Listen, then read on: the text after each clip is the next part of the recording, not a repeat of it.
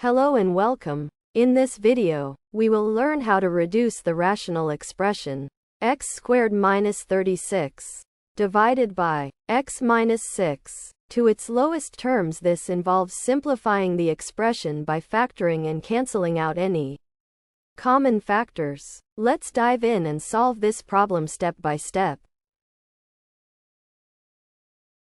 Step 1. First, we need to factor the numerator, which is x squared minus 36. Notice that x squared minus 36 is a difference of squares. We can factor it into x plus 6 times x minus 6. This gives us the expression in the numerator as x plus 6 times x minus 6. So, now our rational expression looks like this: x plus 6 times x minus 6 over x minus 6.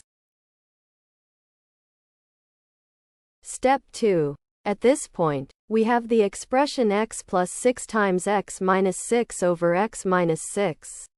Notice that the x minus 6 in the numerator and the x minus 6 in the denominator can be cancelled out, as long as x is not equal to 6.